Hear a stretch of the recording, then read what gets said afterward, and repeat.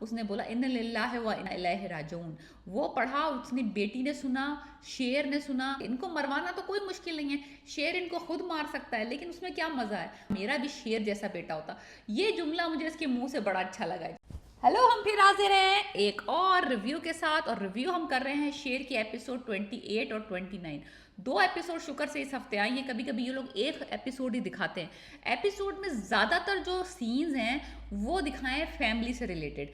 एक आध सीन जो है बहुत अच्छा है, जो रोमांटिक सीन उन्होंने दिखाया, जो दानिश तैमूर और फजर के साथ, यानी कि शेर और फजर के दिखाए एक आध सीन।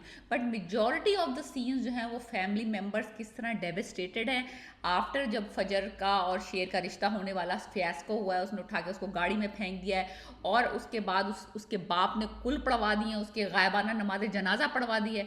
बहुत ज़बरदस्त वो सीन था जब फजर भाग के शेर को पीछे छोड़ के अपने घर पहुंचती है। वो घर में समझती है कि किसी की डेथ हो गई या कोई मर गया है, क्योंकि सब गुठलियाँ पढ़ रहे हैं, सब कुरान शरीफ पढ़ रहे हैं, वो यतीम खाने के बच्चे आए हुए हैं, मौलवी साहब दुआएं करवा रहे हैं, अगरबत्तियाँ जल रही हैं, गुठलियाँ पड़ी जा रही हैं। उसने कहा यार दादा जान लुढ़क गए, या तो दादा जान लुढ़क गई या मेरे बाप बाप लुढ़क गया। बाप सामने खड़ा हुआ नजर आ गया तो उसको तसल्ली हुई कि बाप तो बच गया। वो पूछ रही मरा कौन है, कहता तुम मर गई हो, तुम्हारे कुल पढ़ाए जा रहे हैं। एक बहुत बड़ा शौक था।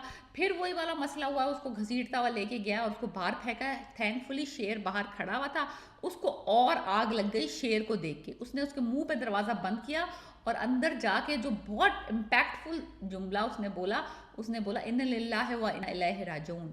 वो पढ़ा, उसने बेटी ने सुना, शेर ने सुना।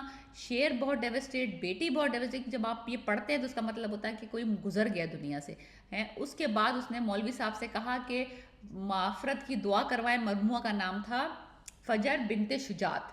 तो ये सारी बातें जब उस लड़की के कान में पड़ी हैं तो एक इंतहाई खतरनाक एक लड़की के लिए सुनने वाली बात होती है। एक बेटी का बाप ने दुआए माफरत पढ़वा दी। खैर शेर उसको ले लगा के, बिकॉज इतने लोग देख रहे थे उसको जलील होते हुए, उसको घर लेके आ गया। घर आके भी उस बंदी को चैन नहीं आया। उसने कहा कि अब मैं यहाँ तो ठहरूंगी नहीं, क्योंकि मेरे बाप ने तो मुझे कबूल करने से इनकार कर दिया। उसने हॉस्पिटल में अकोमोडेशन ले ली। वो हॉस्टल शिफ्ट होना चाहती है। वो कहती है कि मैं अपने बलबूते पे ज़िंदगी गुजारना चाहती हूँ, जब तक कि मेरा फादर राज़ी नहीं होगा हमारे रिश्ते के लिए मैं शादी नहीं करूँगी। और फिर उसको एकदम गिल्टी भी हो रहा है कि भाई अगर तुम्हारी जगह अहद होता तो मैं उसको मार के ना अपने बाप के कदमों में फेंक देती। तो शेर को इस बात का बहुत बुरा लगा कि उसको शायद उससे मोहब्बत और उसकी जो उसकी केयर थी, क्या शायद वो लड़की पछता रही है उसको ज़िंदा रख के ना। तो उसको ये भी बहुत कि कहाँ इतनी मोहब्बत, कहाँ इतनी केयर, कहाँ इतना ख्याल, और कहाँ अब ये बातें कर रही है कि अगर तुम अहद होते तो मैं उसको अपने बाप के सामने तुम्हें मार के फेंक देती। तो शेर जो है ना बड़ा डेवेस्टेटेड है। और फिर वो जा रही है तो वो साथ साथ ये भी इंस्ट्रक्शन देके जा रही है कि मेरे पीछे मत आना, मेरे पास विजिट मत करना, बिकॉज अगर किसी ने मुझे तुम्हारे साथ देख लिया और मेरे बाप को बता दिया तो वो समझेंगे कि मैं ड्रामा कर रही हूँ, मैं ड्रामा कर रही हूँ और मैं टाइम बाय कर रही हूँ, और तब तक कि वो राज़ी नहीं होते। तो मैं तुमसे कोई भी ताल्लुक़ रखना नहीं चाहती। और शेर ने कहा है कि मैं तुम्हारे बगैर रह नहीं सकता, मैं तुम्हारा पीछा नहीं छोड़ सकता। अब वो उसके कहने के मुताबिक वो हॉस्टल में शिफ्ट तो हो गई है और उसने जॉब भी शुरू कर दी है, लेकिन शेर उससे बिल्कुल यानी बेखबर तो नहीं रह सकता, बिकॉज उसकी जान को भी खतरा है। तो उसने वहाँ पे हॉस्टल में, हॉस्पिटल में, हर जगह सिक्योरिटी के लिए खुफिया बंदे रख दिए, क्योंकि उसको डर है कि फजर की जान खतरे में। और उसको सही शक है बिकॉज बदर जमान ने रंगून वाला को उसी तरीके से मरवाया है जिस तरह से इसने एक्सीडेंट करवाया था अपने भाई का और शेर का। तो वो मर गया उस एक्सीडेंट में। तो अब शेर को ये शक हो गया है कि ये एक पर्टिकुलर ड्राइवर, ट्रेलर के ड्राइवर को हायर करते हैं इसके चच्चा और इसके जो कजन्स हैं, और वही ट्रेलर है, ये वही ट्रेलर ड्राइवर है जिसने इसको और इसके बाप को सड़क से नीचे धक्का दिया था। तो अब ये सबूत इकट्ठा करने के लिए वो ड्राइवर ढूंढेगा जिसने कि वो ट्रक या वो ट्रैक्टर चलाया था, जिसने इनकी गाड़ी को पुश ऑफ कर दिया था ऑफ द रोड, और जिन्हें रंगूल वाला को अब मारा है। तो अब ये सबूत इकट्ठे करने चाहता है ताकि ये इनको कानून के मुताबिक सजा दे। इनको मरवाना तो कोई मुश्किल नहीं है, शेर इनको खुद मार सकता है, लेकिन उसमें क्या मज़ा है? मज़ा तो तब है कि वो बिल्कुल सीक्रेट काम कर रहा है और ऊपर से ये शो कर रहा है कि भाई मैं तो अपने चचा के साथ हूँ, कोई बात नहीं, तो घर की बात है, पैसे दे दो, घर में रहो। अपनी बहनों को भी कह रहा है कि इनसे बदतमीजी ना करो। तो वो गेम जो है ना वो बड़ा स्मार्ट खेल रहा है शेर। ऐसे नहीं है कि बस उनको नजर आए कि भाई शेर को सब पता है। वो उसमें ही है चक्कर में कि इसको पता है, इसको नहीं पता, इसको पता है, इसको नहीं। अगर इसको पता है तो ये हम पे गुस्सा क्यों नहीं कर रहा, हम पे अटैक क्यों नहीं कर रहा, और अगर इसको नहीं पता तो यार अब तो बाल बार बच गए, बदर जमान इसको तो मार नहीं सकता। तो उसने ये कहा है कि मैं फजर पे अटैक करूंगा, फजर मरेगी तो हो सकता है ये अपना जहनी तवाजुन खो दे और फिर दोबारा से फिर हम उसी सिचुएशन में चले जाएंगे, इसको असाइलम में डलवा देंगे और इसका पैसा खाते रहेंगे। तो उनका नेक्स्ट टारगेट है रंगून वाला के बाद फजर।